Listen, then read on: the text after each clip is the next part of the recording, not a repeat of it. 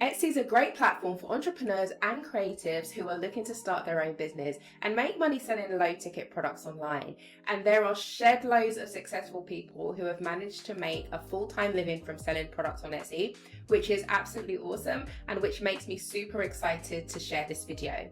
Now, when it comes to creating a successful Etsy store, there are a few necessary components that you're going to need to take into consideration, which unfortunately a lot of people don't bother to do. And then as a result, their businesses don't actually end up taking off. And this is why I put together this video as a guide for some of the steps that you need to take to start making a killing with low ticket products on Etsy. But before I jump in case you're new here, my name's Jeanette and I'm the founder of the Women's Entrepreneurial Network. And this channel is all about providing you with the latest tips, strategies, and nuggets to help you launch, build, and grow your online business. So be sure to hit the subscribe button and smash the notification bell if that sounds like a bit of your jam. Now, I myself am an Etsy seller and I started my shop a few years ago, and the shop has now developed into a pretty decent monthly income stream for me, which I kind of consider as somewhat semi-passive. And I say semi-passive because I still do have to respond to inquiries when they come in, and I've recently been spending quite a lot of time reviewing my listings and making them better and also adding new products to my shop. So it's not completely passive, but it's not completely not passive. So in my Etsy shop, I sell digital products, which include things like Canva templates, workbooks, bundles, planners, as well as a few other things to help online business owners grow and brand themselves. And this means I don't really have many overheads, which is what I absolutely love about selling digital products. So when I initially started on Etsy, it took me about a month and a half to create the actual first set of products for my shop, which was quite a lot of time. And during that period, it was quite intense, especially because I was managing the other components in my business, which I'm sure you're doing too, right? But then once I had the shop up and running and had all the first initial items or products in my store, I started to get a few sales here and there, but I wasn't really making anything substantial initially, although it was giving me a little bit of extra cash, so I was kind of happy about that. And also what it established for me quite early on was that it did have the potential to generate income for me, and I didn't have to do much beyond that whole product creation process for that to happen. So if we fast forward to a year later, when I had made quite a few sales and I had gotten some good reviews, so some good old 5-star reviews, my shop really started to pick up and started to earn some relatively good money from my Etsy shop on a monthly basis. So the point that I'm trying to make here is that Etsy can be a great way for you to increase your income pot. So by sticking around to the end of this video, I'm going to show you how to create an Etsy shop from scratch and also how to increase your sales by optimizing the way you actually manage your shop. So if you're ready to start making some serious money with your low ticket offers, get ready to take action and let's get into it. Okay, so the first step to getting started on Etsy is to set up your Etsy account. And to do this, you just need to visit the Etsy website and click on sign up. And then from there, you're going to need to enter your name, email address, and password.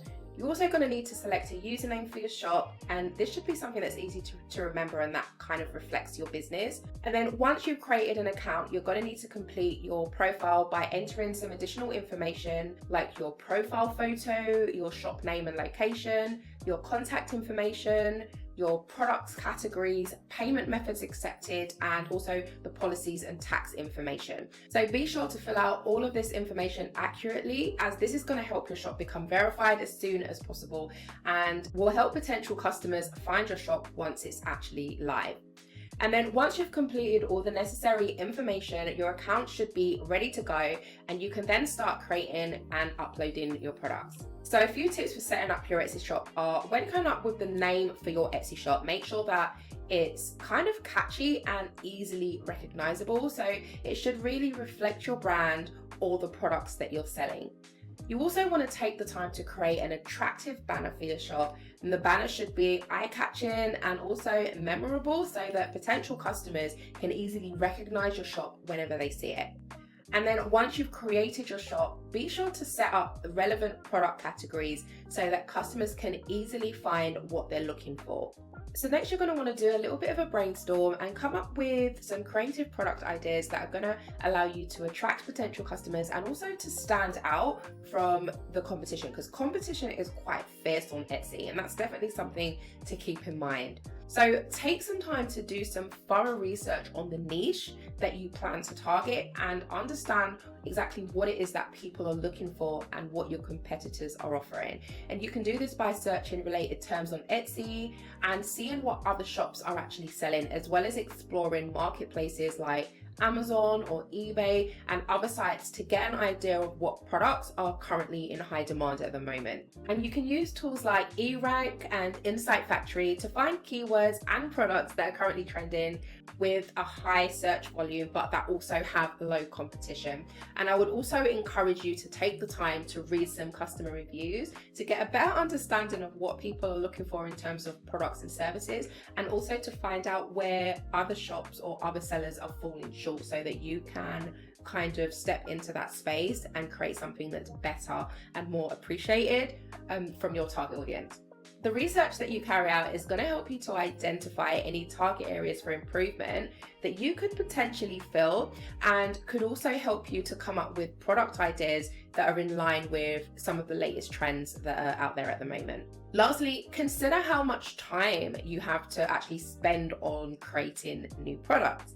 This is going to help you determine whether or not you could focus on creating something like handmade products, or if it would be more efficient for you to actually just go ahead and leverage digital products. Now, as I mentioned earlier, my shop sells digital products. I don't really have a lot of experience selling handmade products. So if you are a handmade seller, this might not be the best video for you to watch, but if you are considering selling digital products, definitely keep watching. Okay, so once you've carried out some research and decided on the products that you want to sell, it's then time to start actually creating them. So depending on the type of products that you plan to put up in your shop, this step can range from simple for digital products and, to complex for handmade products as mentioned. But again, for the purposes of this video, I'm going to stick to digital products, which are a really great low ticket option and can easily be created with tools like Canva, which is a free design platform. So with Canva, you can pretty much go in and create a variety of digital products like planners, social media templates, workbooks, clip art, and a lot more. And the reason why I love Canva is because they make it so easy for you to sell digital products, which really reduces that entry barrier. So for example, say you're selling an Instagram template, all you need to do is go into the document, click on the share button, choose the option template link, and then the system will produce a shareable link that enables you to sell your products directly to customers in your Etsy shop. Now, creating physical products can be a bit more complicated and time consuming, and there are a lot more overhead costs to consider, but there are many resources available to make it easier. So for example, if you want to sell something like shirts, mugs, framed photos, or a variety of other items, you could consider using print-on-demand services like Printify, who will literally print your designs onto your chosen item and then ship it directly to your customers. Right, so once you've created your products, it's time to create your digital mock-up, or you could actually invest in quality product photos. So product photos are pretty essential components of your shop and can make or break a sale. So it's really important for you to take the time to create photos or mock-ups that capture the quality of your product. So if you plan on creating digital mock-ups, again, you can use a site like Canva to create really stunning visuals. You can also choose to use a template, which you can purchase from one of the sellers on Etsy, or you might choose to create your own and then add elements like text, clip art, and photos to kind of make it pop and make it your own. Also, be sure to use high resolution images, as this is really going to make sure that potential customers get a good impression of your products and your shop as a whole. Now, when it comes to print-on-demand products, you can use sites like Photify to create product photos and mock-ups, or again, you can find sellers on Etsy who sell print-on-demand mock-up templates. Now, there are loads of sellers on Etsy who provide these, and the reason why I kind of even mention it is because this is going to save you a lot of time and energy, and ensure that you have pictures that are a little bit more unique than the mock-ups that you get from the standard like Printify website. So this is going to kind of give you that higher quality image for your listings. And the reason this is important is because high quality photos are going to help your products to stand out from the competition and make customers feel like they're getting great value for their money. So definitely be willing to invest the time and resources into creating quality product photos that are going to help your shop reach its full potential and actually stand out. Next, when it comes to pricing your product, you should be taking quite a strategic approach. So you're going to want to make sure that your prices are competitive but profitable at the same time, and that they reflect the quality of your actual product. So before actually deciding on a price, make sure you research your competitors and compare their prices to the prices that you want to charge.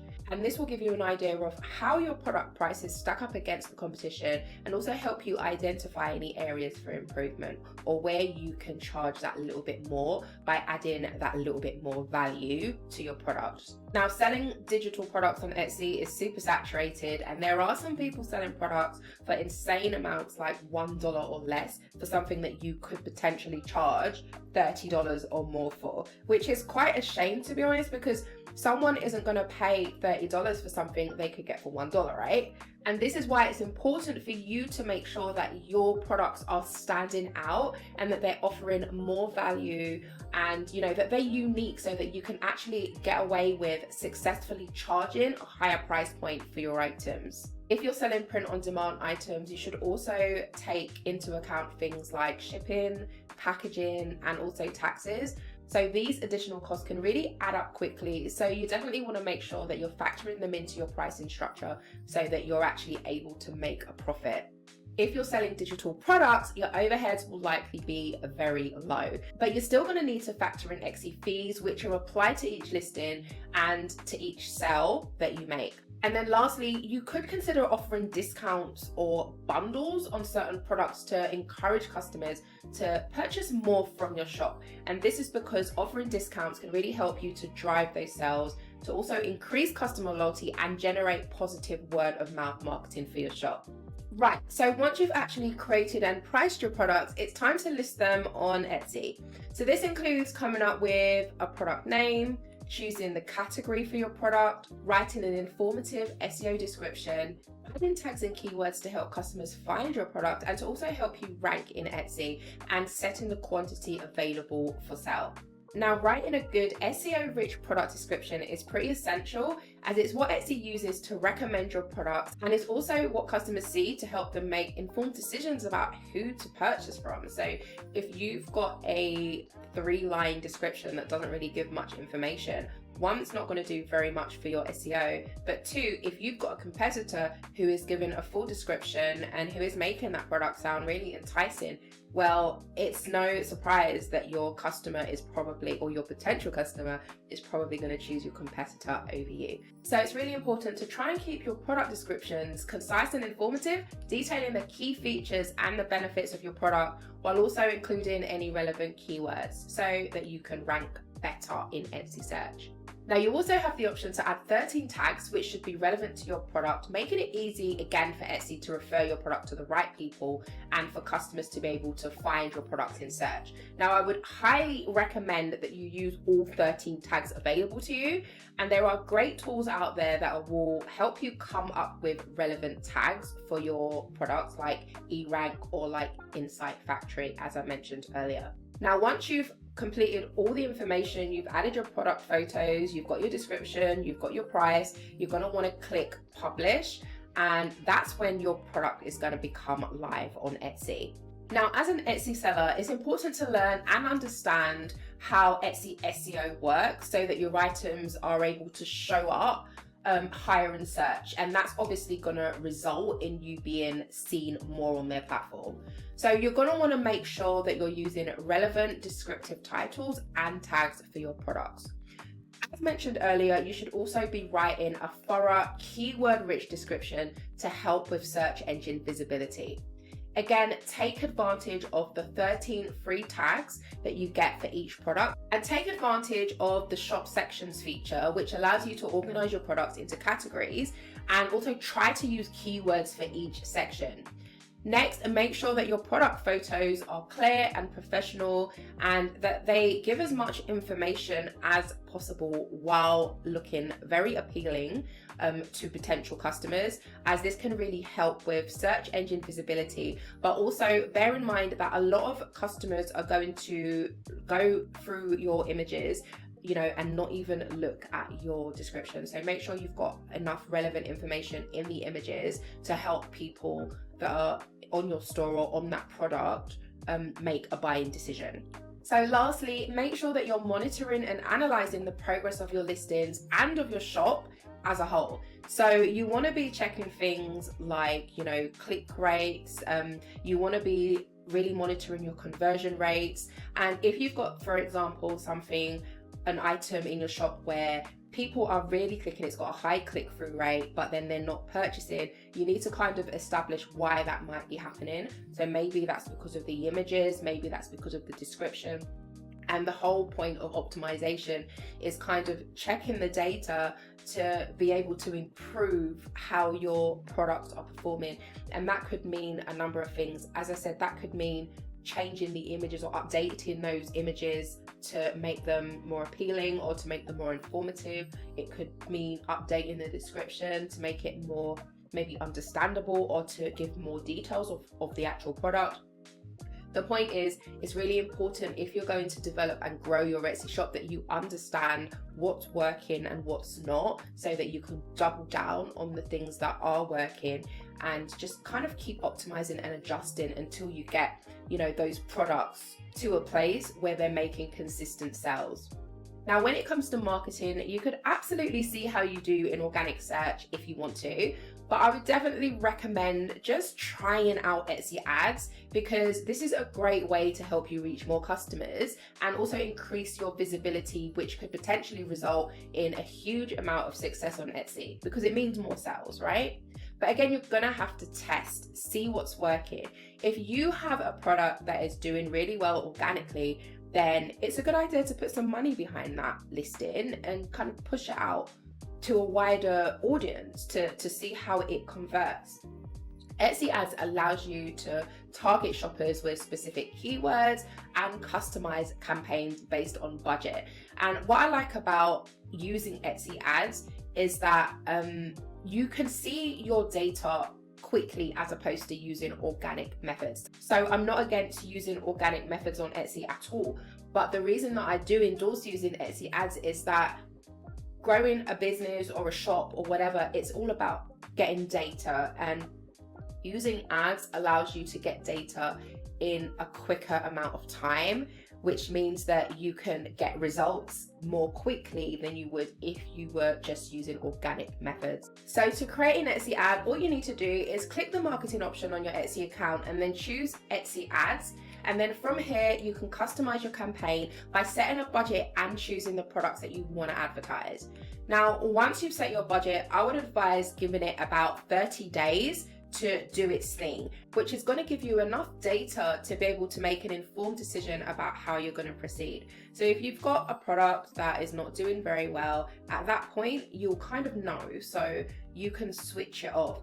But what you don't want to do is be switching your ads off and on throughout that 30 days, because then Etsy is not going to have enough time to optimize that listing and get it the best results that it can. So you're not really going to know how well it would have performed if you have just left it for the 30 days. Now, when reviewing your ads, you're going to want to review your return on ad spend, so your ROAS, for each product, and you might choose to kind of stop ads for any listings that are not breaking even. So this is something that you're going to need to decide, because one thing about using Etsy ads is that what seems to happen is you seem to kind of get a chain reaction that boosts your organic reach as well. So you'll need to decide from analyzing the data what to switch off and what to keep on. But again, a good place to kind of start with making this decision is to have a look at your return on ad spend, and also have a look on the impressions of a listing, because sometimes Etsy doesn't push out a listing even if it is being advertised, because it doesn't feel like it's going to do well, and it will focus on those listings you have that it thinks are going to generate the most positive results for you. So again, you're just going to have to keep track on your listings to see how they perform over 30 days or over time, and then make a decision on how to move forward. Right, so now I just want to jump into actually promoting your Etsy shop. So when it comes to increasing site visitors and sales, you could choose to promote your shop externally using social media, or maybe another marketing channel like your blog or cross-promotional campaigns. Now, for transparency, I would rather spend time and effort pushing traffic to my website than my Etsy shop. And this is pretty much because I don't pay any fees on my website, but this is pretty much entirely up to you. So if you don't have a website, or if you haven't extended your business yet and you're only selling on Etsy, then of course you're going to want to work on sending traffic to your Etsy shop. So it just depends on where you are in your journey. So you're going to need to do whatever makes sense for you in your business. Lastly, and I did mention this earlier, but be sure to keep track of the growth of your shop and measure the success of all of your efforts by checking things like your conversion rates, by monitoring how many sales you're making, by assessing the feedback that you're receiving, as well as some of the other important metrics that are available to you within the Etsy platform. This will help you adjust your strategies accordingly to maximize the success of your shop. And then once you've actually identified what works, you're going to need to rinse and repeat the process to keep your sales consistent over time. With a bit of patience and determination, it is super possible to be making a killing with low ticket products on Etsy in 2024. Setting up an Etsy shop is a great way for you to be able to generate additional income, or even create full-time income, and it doesn't have to be difficult when you follow some of the steps that I've mentioned in this video. This definitely isn't for anyone looking for a get-rich-quick scheme, but if you are someone who is willing to put in the work, Etsy can be a really great source of supplemental income. All it takes is the right motivation and some effort in those initial stages of actually getting set up. So if you found this video useful, don't forget to hit subscribe to receive more videos like this one that are going to help you beat overwhelm and build a thriving online business. Don't be intimidated by the idea of starting an Etsy shop. Take action and start selling low ticket offers today. Ciao.